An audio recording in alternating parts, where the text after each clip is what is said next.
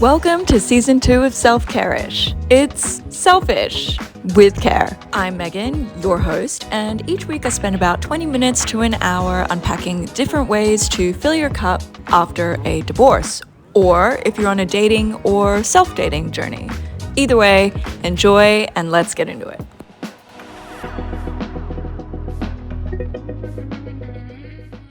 Okay, so one of my favorite creative things to do, apart from, pontificating about divorce and breakups and dating and living, is putting together the Self-Care Society newsletter. Some people hate doing that, but I just get a little creative kick out of, planning it, theming it, making little memes for you. It's one of my big loves. I just get a cup of coffee and put it together, and it just feels very soothing and relaxing to do. And because I want you to love it just as much as me, I've even sweetened the deal and brought on some fresh new discount partners. So each month you get a few shopping discounts along with your reminders to self-care for yourself.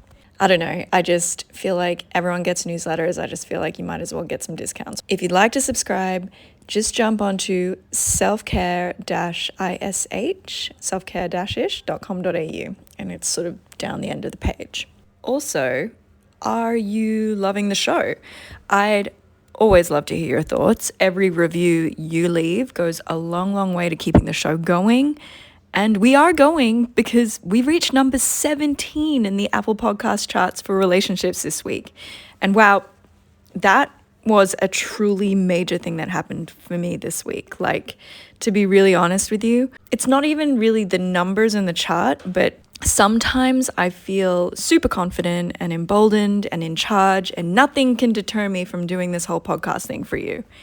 And then some days I totally spiral and delete posts that I think are too exposing, and because I do this largely alone in my apartment, it can sometimes feel like I'm on my own here having these thoughts.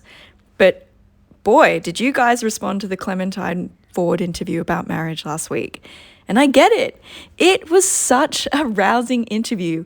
She spoke with so much fire, but also empathy, and I just wanted to freaking hug her while I was chatting to her. So if you haven't listened to that one yet, make sure you check it out. It's just the one before this. Another bit of life info that I'm excited to share about is I have just started trialing HRT, aka hormone replacement therapy, which still feels weird for me to write because I always kind of thought HRT was for, inverted commas, old women. And I know that sounds completely fucking ignorant to say that. I only say that because I don't think I'm alone in that thought. But I'm rolling my eyes at myself right now. I just didn't know anything about it at all. And then I realized, oh wait, I am getting up there. I'm 38. Although I don't count that as old. But what is old anyway, guys? Anyway, that's just my lizard brain speaking, because I have been on a crusade to try and figure out how to handle my PMDD. So I begged my GP to let me trial a month of extra estrogen, patches. And then, double wow, this has been such a game changer, which makes me wonder, have I been operating on low estrogen my whole life? And when it drops just before my period, is that why I get so sad? Because I don't have enough? There's so much to ponder. But it has been amazing so far, all month. Just focus and energy and positivity. It's like I've fallen in love with life all over again. It's crazy. So that's good news for you guys. No more depressive episodes. Or let me know if you guys enjoy those episodes that are during the PMDD sad periods, because I know you can tell which ones are emo and which ones aren't. Anyway, since I'm feeling so good and bolstered at the moment, I am so happy to introduce today's topic and interview: distraction-free dating, or how to get intentional with your dating and romantic life, because it can be, apparently, the secret sauce to finding and keeping someone special. And I got to be real, for a while there, I was getting pretty cynical, guys. And when I say cynical, I mean I have kind of looked a little bit like a cat that you're trying to put into a bathtub when it comes to dating. Like if someone said love is in the air, I'd be like, no, that is pollution. I've just been feeling really hopeless about the whole situation in general. So I have combated that by focusing on my work and my health, which isn't such a bad thing as we all know. But now that everything in my life is kind of working out, work is good, health is good, my relationship with my ex is peaceful, my kid is flourishing according to his teacher, and it was touch and go there for a little while, guys. Gotta be real. But things are pretty good all around, and I'm sending gratitude to the universe for that, considering everything happening in the world right now. And also, you have to take a beat for gratitude when these rare periods where everything is just vibing, because you and I both know they don't last forever. So you got to revel in it. But you know what?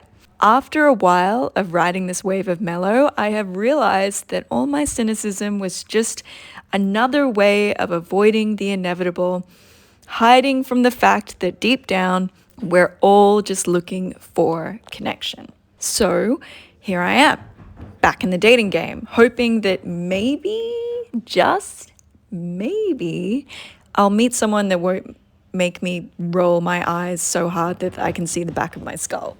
So this brings me to behavioral scientist and dating coach Logan Ury.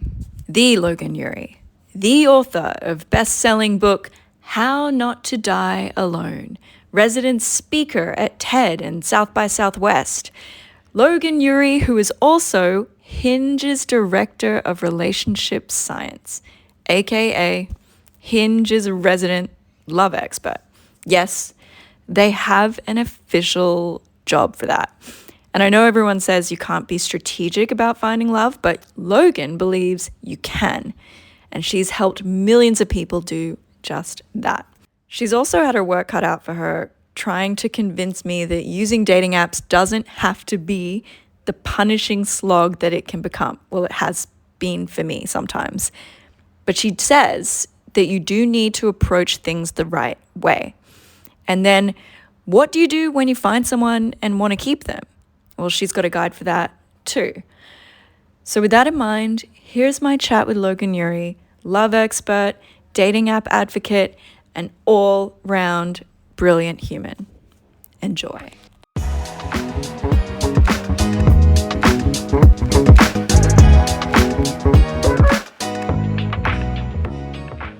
Before we get into the interview, just a little shout out for one of my favorite brands that are part of the Self-Care Society newsletter community, Shroomly, who are the makers, or should I say harnesses, of the cleanest adaptogenic mushroom powders in the world. And I know mushrooms aren't sexy, but having a sharp mind, a calm gut, and a positive mood absolutely are in my book. And as someone who has been pretty open about her struggles with hormonal-induced anxiety and depression, I cannot recommend their line's main powder enough. Like, I take it every day with my Aura Health Hormonal Balance Powder. Yes, link for that in the show notes. Never felt more glowy. Because while I love a little external, shallow self-care in the form of a nice blow dry or a tinge of Botox, nothing looks as good as feeling good. Okay, I will end the cliches here, but use the code SELFCARISHPOD20 to get 20% off everything at Shroomly, and enjoy this interview with Logan Ury. She's amazing. Logan Ury, thank you so much for giving me your time. I am so honored. You are the expert in this field, and I've done a little intro on you, but I guess I could sum you up by saying you are Hinge's official love expert. Can you share how someone gets that job, and what does it actually entail? Yes, absolutely. And Megan, just first of all, thanks for having me. Excited to be here and to connect with your audience and to share what I do. So it is, if it sounds like a dream job, it is. I've been at Hinge for 3.5 years and I'm very happy there. My job is so fun because I get to think about dating, research dating, do analysis of what's happening in dating, help people with dating, all of those things. So it's a really, really fun topic. And yeah, prior to working at Hinge, I wrote a book. So that was one of the ways that I was on their radar, was that I was writing this book. Yes, I love the title of your book. Thank you. Some people really like it. Some people feel irked by it, but it is very much my sense of humor. So it's very true to me. And I have been working one-on-one as a dating coach for the last 8 or so years. I teach dating classes. I've done a lot of research on dating. And so when it came time for Hinge to fill this role, I put my hat in the ring and they chose me, and it was really great. And the role has, I would say, shifted over time, but I feel like now it's in a place where I just get to do such interesting research and talk to people like you about what we find.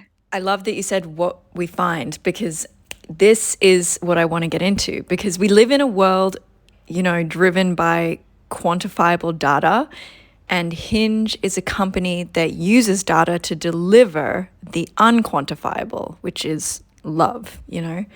So I guess, what kind of sorcery is this?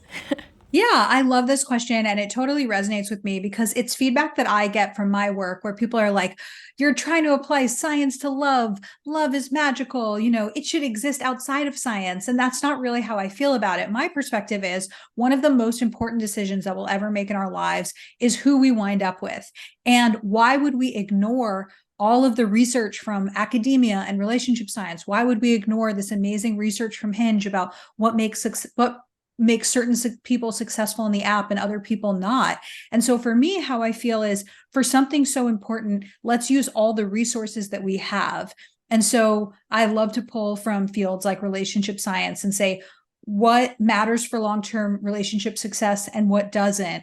What do people get wrong about who they're looking for? So I think studying all of that is great. And specifically within Hinge, what we like to see is people that are successful, which to us means find somebody, delete the app, and they're in that relationship. What are they doing differently? And how can we study that to teach other people how to do it too?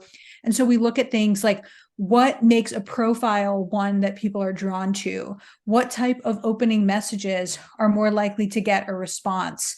What behaviors are correlated with somebody getting a date? And so we're constantly studying that. And then through me and through things like, we have a guide in the app called What Works. We have our new distraction-free dating guide. We're trying to disseminate that information. I love it. You're not gatekeeping, which is good.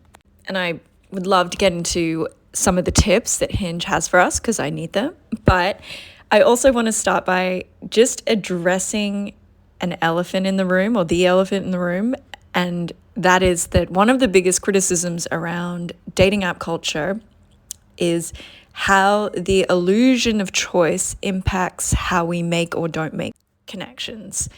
So what are your thoughts around that topic, like from a behavioral scientist perspective? Yeah, great question. So yes, very familiar with all the research. Barry Schwartz, Paradox of Choice. I actually interviewed him for my book, and he really influenced how I think about this stuff. And so one of the biggest things that I would say is that people often feel like, oh, they want to have more choices. They want to have more people that they can look at. They want to go on as many dates as possible. And when I work with people in a coaching capacity, I explain to them that it's not really about the number of dates that you go on. It's about your intentionality going into it. And this is really a core principle of my work, is that I work with people who are literally in their 70s, who are doing the same thing that they've been doing for 30 years. And then they're like, why haven't my results changed? You'd think I'd change over time. And that's not true. We don't just magically change as the years go on. We change when we intentionally decide, hey, I'm headed in one direction and I want to be headed in a different one. And so when it comes to using Hinge and making the most of it, it's really about pairing those dates, those matches, with clear intentions, clear goals, and clear actions. And so my advice for people is, way before they even start on Hinge, to really sit back and say, who am I right now? What am I looking for? What do I want? Why have my past relationships not worked? Why do my friends think I'm single? And actually doing that audit, and then saying, every time that I date a fuckboy, turns out he doesn't want to be in a relationship. Maybe I should make a difference here. Maybe I should make a change. Oh, turns out that people that say they're not looking for anything serious aren't, and then I'm in a situationship. Maybe I should run away from that red flag next time. And so it's really about seeing that people don't just naturally change. People change when they make a decision to change. Oof, that's powerful. And also really interesting, because from a personal perspective, I remember when I first downloaded Hinge, and I wasn't intentional about it at all. And I also noticed that I was trying to make my account look as cool or as funny as I possibly could or be as quippy as possible. And then I found that I was attracting a certain type of person. But then when I sat away and went, okay, I want to say that I'm looking for someone who likes A, B, and C, and was really intentional and defined about it, the quality of my matches and the conversations just went so much higher. So, is that what you mean by intentionality?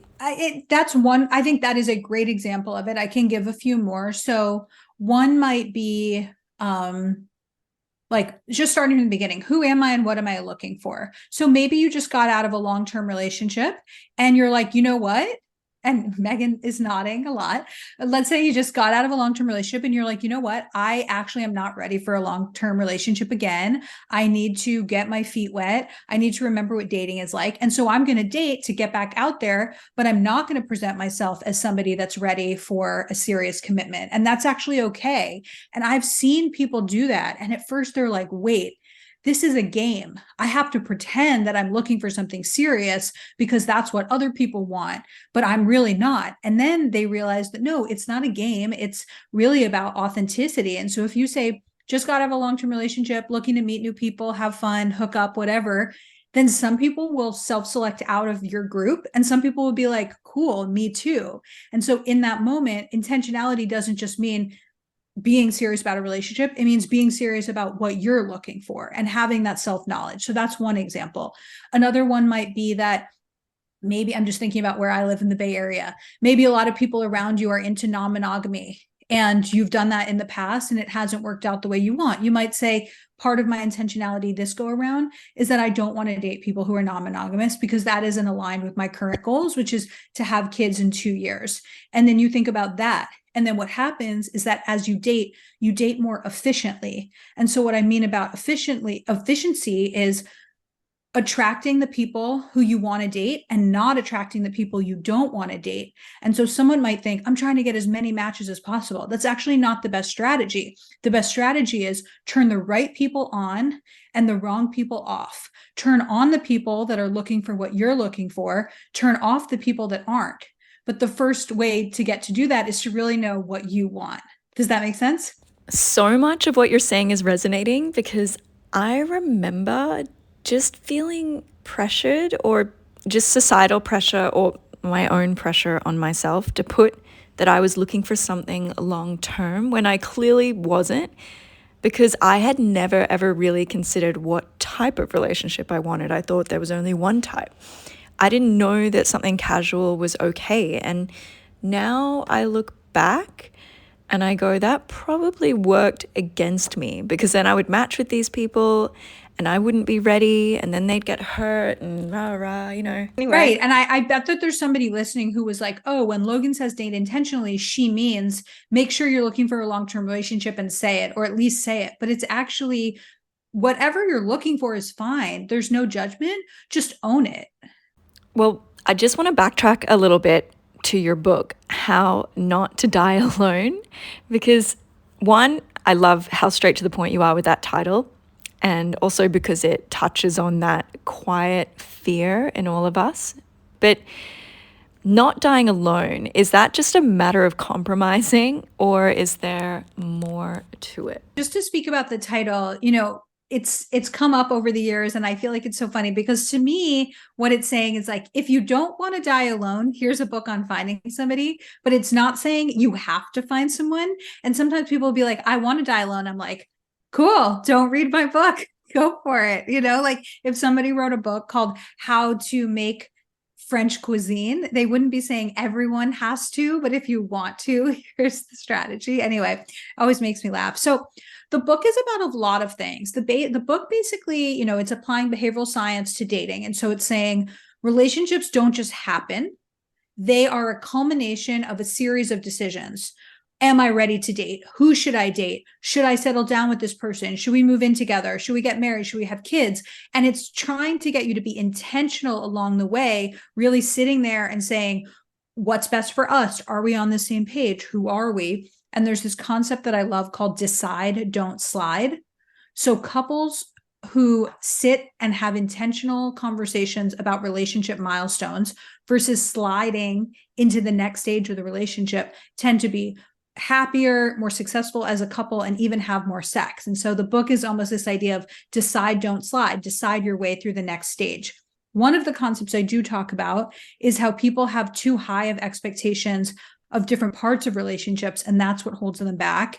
And so one of the main ways that that comes up in the book is this framework called the 3 dating tendencies. And how the framework works is that it's 3 types, and each type has a different issue with expectations. So the first type is the romanticizer, and they have too high of expectations of relationships. They're the person who thinks, I'm going to have love at first sight. It's going to be easy. When I find my soulmate, everything will click. And there's really like a Disney rom-com vibe where they just expect when it's the right person, I'll know it. And when it's the right person, the relationship will be easy. The second type is the maximizer, and they have unrealistic expectations of their partner. And so they think, I need to find somebody perfect. I'm on my search. I need to find somebody who's just like my ex-girlfriend, but a little bit smarter, or just like my ex-boyfriend, but a little bit more ambitious. And they think if they just keep searching, the perfect person will appear. And the last one is the hesitator, and they have unrealistic expectations of themselves. So they're sitting there going, oh, I'm not lovable yet. I need to lose weight. I need to get a more impressive job. I need to switch apartments. And they're waiting to date because they think that one day they'll be lovable, but that's not yet. And so if people are curious, they can take the quiz on my website, loganury.com/quiz. And I think it's really fun because when you know your type, then you can say things like, guys, I'm being a hesitator. You need to help me get back out there. Or like, I know I'm being a maximizer about this. She's really great. I should be with her. And so having that language helps you identify what you're getting wrong. It's like awareness is the first step, right? What do you think you are? You were nodding your head at the romanticizer. I was just making notes while you were talking, and I was like, actually, I think I'm all 3 of those. People can be a mixture of all 3. If you think you're all 3, it's like the hesitator is in some ways the strongest, because if you're not dating, then you're a hesitator. And the romanticizer can be part of that. Like, I'm not dating because I have these views of what relationships should be like. So it's sort of like, what's the dominant one? And you can also, if you take the quiz, I like to have people send it to their friends and be like, these are the descriptions. Which one is me? Oh, I'm going to do that as soon as we wrap up. But I also wanted to ask, because whenever I talk about relationships or renovating how we do relationships or marriage or everything, one of the things I hear back from people, and I'm sure you would get this in relation to your book, is, well, that's not very romantic to be strategic or intentional. Have you come up against stuff like that? Yeah, absolutely. That was kind of what I was getting at before when I said that when I first started talking about my work, I would get these comments in the comment section or, to my face that were sort of like, you're trying to apply rationality to love, and love is not rational. And so what I like to say to people is that we're born knowing how to love, but we're not born knowing how to date. And so what I'm trying to do is help people be more strategic about dating, because dating is actually very new in the span of human history. For most of human history, people had arranged marriages, right? My dad would give your dad 12 camels for my hand in marriage. Our land was next to each other, so our fathers wanted to combine it. Or there were matchmakers that were pairing people. The idea of 2 strangers meeting is very new, especially 2 strangers meeting on the internet. All of that is very new. And so if people need help with it, I am all for that, because I feel like dating is a means to an end, and the end is a very worthwhile end of having this great long-term relationship. Well, I do need help with it, so I'm very grateful. But one of the things you're a very strong advocate for is this dating without distractions theory. And I'm going to be really vulnerable here and say, look, I have deleted and downloaded the app a few times this year just due to a sense of overwhelm, I think. And it's not that I think I'm awesome or just, particularly stunning or anything. It's just the nature of the app and making connections and then making another one and so forth. So how do I stop the merry-go-round of matching, chatting, and then ghosting the chat. Yeah. And trust me, you are not alone. Plenty of people go through that. And so, first of all, I just want to say sometimes taking a break from dating is completely fine. And so, I actually don't have a problem with people saying, I have a bunch of travel coming up and I won't be able to give somebody my attention, or I just got my heart broken and I want to take a break. So, first of all, I am all for the pause. That is fine. I think what you're describing seems a little less healthy than that, where it's like, go, go, go, go, go, burn out, have to take a break. Oh, wait, I'm still single, have to download again, where it doesn't feel good. It's like it's either all or nothing, it's too much. And so for that, I would really encourage you to think, what does sustainable dating look like? What does it look like to date at a pace where you're meeting people, you feel like you're going on enough dates that you're giving yourself a chance, but you don't feel like it's taking over your life. You don't feel like it's taking energy away from you. Instead, it's something where it's like, I get to meet new people. I get to experience things in my city that would be fun anyway. And maybe I find someone. And I think if we could get you to a place where you don't have to, you don't feel so bad that you then have to delete it and you can sustainably have it in the background, that would be ideal. It's kind of like, what's the best exercise routine? The one that you keep. If you go so hard at the gym that you get injured and then you have to take a break, well, guess what? You're losing all those gains. And so how do we keep you consistently feeling good? So for you, what changes could you make to feel like you were dating more sustainably? I could definitely use the pause button a lot more after making a few connections and sort of date slowly. Yeah. So let's talk about that. So Hinge has this distraction-free dating guide that we put together, and that's about, in general, how to date without distractions. And so part of that is the idea of only talking to a few people at the same time, or what we like to say, cutting the roster. And so there's sometimes a feeling of like, this is a popularity contest and let's see how many people will like me. But why that's not a good strategy is that, let's say that you get 10 great matches and multiple people in there could have been a good partner for you. Because you got 10 at the same time, you talk to a few, some fizzle out, some you don't get to the date with, and then you're almost wasting them. If you had just had 3 and talked to those, see who a date turns out with, then the next 3, you're actually going slower and you're giving each one a chance. And so it's like people that go really hard and get all those matches and then they fizzle out. What if a person that would have been a great match is within that group? And so what I actually am encouraging people to do is match with a few people, talk to them, see where it goes, move on to the next ones. I think that's a better strategy. Yeah, that's so true. I am going to try and just stick to, I guess, 3 from now on. Going back to your dating without distractions ethos, say I've been dating someone for like a month or so. How do you recommend I bring up the whole phone equals distraction conversation?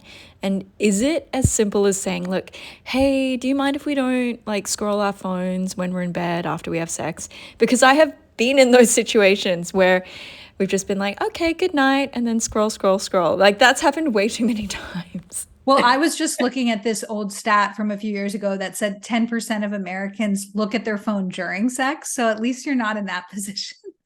Oh my God. Although I swear to God, sometimes I want to. First of all, most of us are addicted to our phones. Like I completely relate to this. It's like you're driving and you're like itching for your phone, even though it's not safe. Or, sometimes I'll take a shower and I'll be like, Logan, you can't listen to a podcast while you're in the shower. You need to just be in the shower. So first of all, completely relatable. And most of us are going through this, and these devices are really like adult pacifiers, right? We put them in our mouths. We don't put them in our mouths, but let me say it again. They're adult pacifiers. We reach for them when we feel uncomfortable, when we feel awkward, when there's a moment of silence. So like, let's just start from a place where like, we're all there.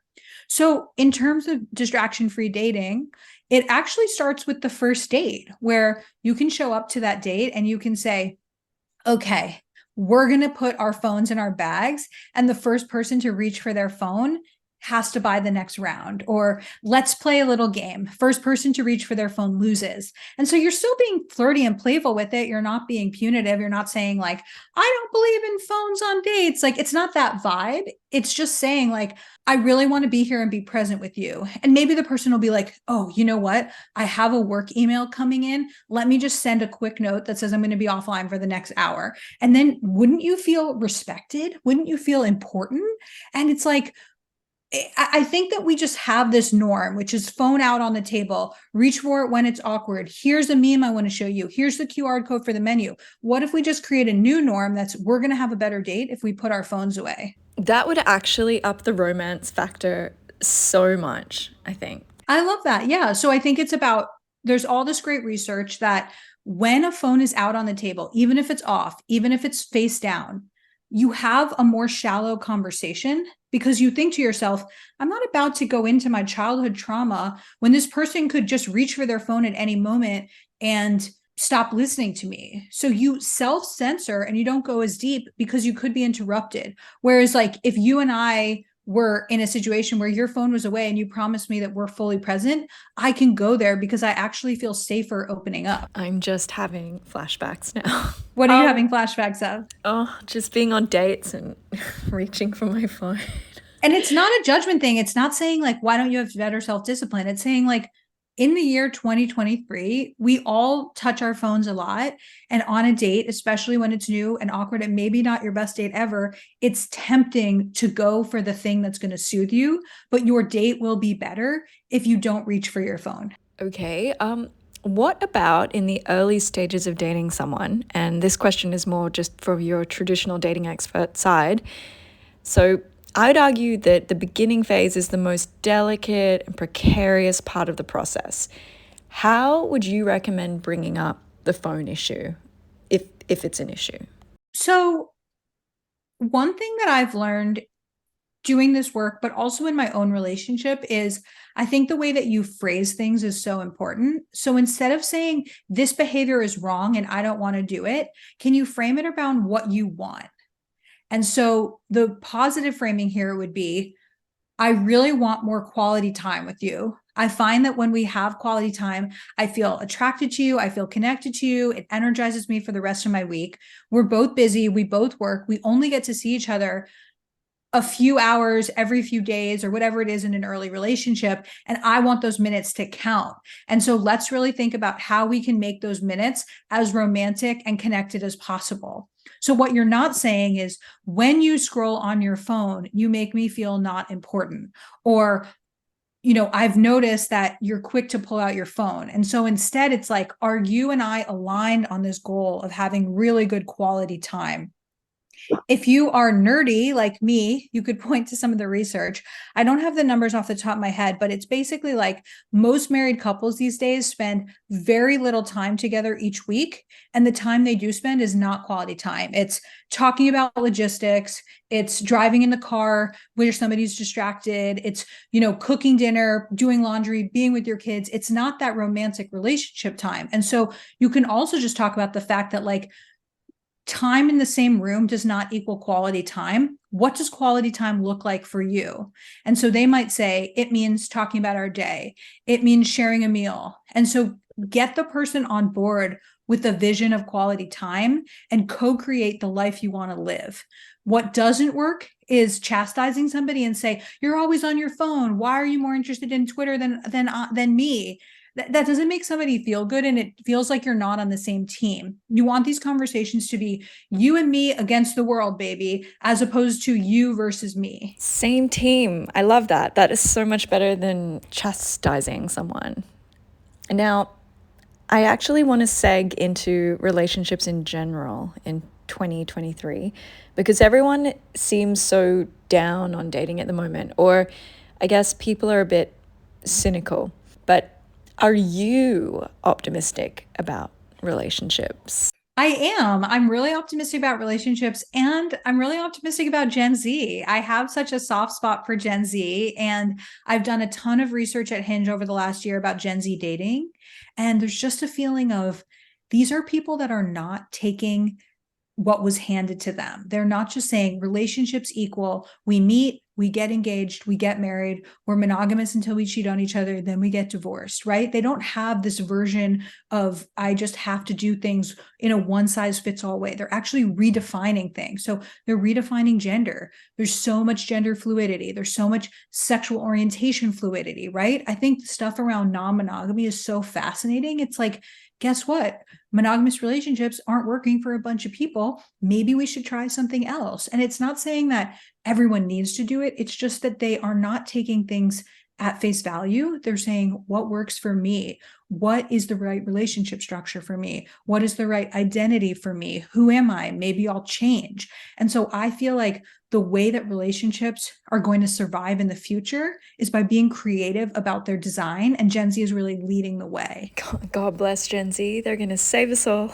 That's how I feel. Yeah. So you've put all the tips you've listed in this interview and more into Hinge's distraction-free dating guide, which is on their app and website now. I'm going to level with you. I didn't even know Hinge had a dating guide section of their website. I've just been on the app and that's it. No, I know we have that. We also have one called What Works, which is really great, where it's some of the research that I've done with the team around things like what makes a great profile and stuff like that.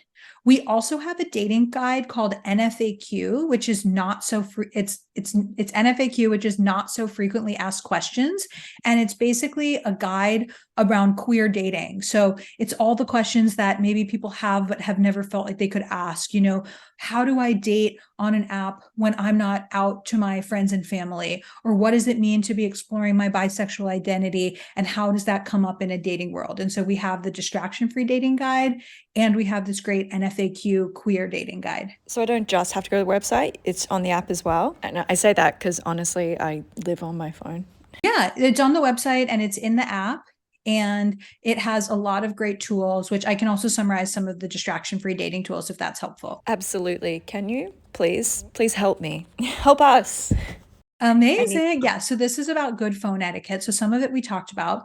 One that people often get wrong is wearable tech. So lots of people have an Apple Watch. You don't want that screen going off. You don't want to get distracted. That counts. So I would leave the watch at home or put it on Do Not Disturb. We talked about this, putting your phone on silent, keeping it out of sight.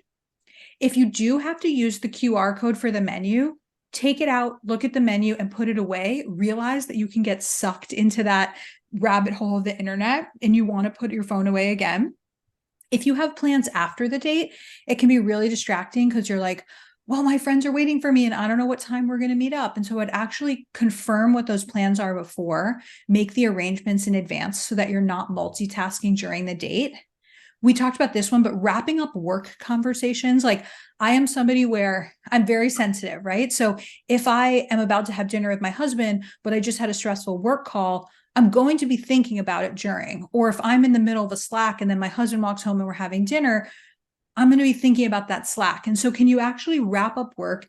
Don't have that intense conversation or tell somebody, I'll be back in an hour so that you're not distracted and you don't owe somebody an urgent reply. And finally, people often will pull out their phones. Let me show you this photo. Let me show you this meme. Don't do it during the date. Instead, save it as something after the date to follow up with that person on. So it's like, oh, later I'm going to send this to you. And then you already have like your next conversation with the seed planted. Ugh, that's clever. I like it. Okay, well, while you've been talking, I've just been making notes. And what it seems to me most overarchingly is that it's all about intentionality. And it seems like that's just a really good motto for life and dating. Like, just be more intentional with everything that you do. Yes, when my book came out, my friend got me a mug that says intentionally ever after, which is the last line of my book. And I think you're absolutely nailing the message, which is be intentional with how you show up, be intentional with yourself about what you want, be intentional with your profile, be intentional with your phone, because that is what is going to propel you towards your goals. If you're just going in the same direction, but doing the same thing you've always done and you're not really thinking about it, then you're going to get the same results. Yeah, we started this whole chat talking about dating, but now you've got me rethinking my entire life in general. as I love well. that. I feel the same way. There's this concept, it's in Hebrew called kavanah, and the word means intention. So it's like, how can you greet somebody with intention? When you're seeing your parents, how can you show up at their door and kind of straighten it up and be like, okay, how do I want to see my mom and dad today? What's the type of conversation I want to have? What's the type of conversation I want to avoid? And really greeting people with intention, showing up with intention, it's going to have a calming feeling. You're going to have more of the types of experiences you want, and you're more likely to achieve your goals. God, mic drop moment just there. Love it. Well, Logan, I'll release you now. I know it's getting late over there, but thank you so, so much for your time and for putting up with the daylight savings timing kerfuffle. It's weird here in Australia. Sydney's an hour ahead, we're an hour behind, you're across the world. Yeah, anyway. Thank you so much, and I can't wait to put some of your tips into practice. I'll keep you updated. Thanks, Megan. I loved our conversation, and I'm really glad I got to share all this research with your audience. And that's it, guys. Intentionality. That's the key. Now, my question to you, if you are out there dating and using Hinge, have you ever explored the labs page on their website or on their app? Sorry, my emails are open. But it turns out there's actually a whole world of data and science-backed tips to transform our collective dating game. And it's not just some scroll left, right, say goodnight kind of thing. You can actually use their content from the first date and beyond, which is kind of cool. No, I do not work for Hinge, by the way. And how are you feeling? I don't know. How are you feeling about the whole dating world at the moment? Oh my God, my email needs to turn off. Actually, no, I'll leave it open because you know what? My ethos is that I love hearing from you guys. So please get in touch, and you can leave me a voicemail at selfcare-ish or selfcare-ish.com.au. I keep asking people to do that, and I can see you're listening, and I used to get a lot, but you know, you've kind of dropped off a little bit. So leave me a voicemail. I haven't had one for a while. But if you're more low-key and you just want to follow along on Instagram, I'm at Megan Lonrigan or Self-Care-ish Pod for all the memes.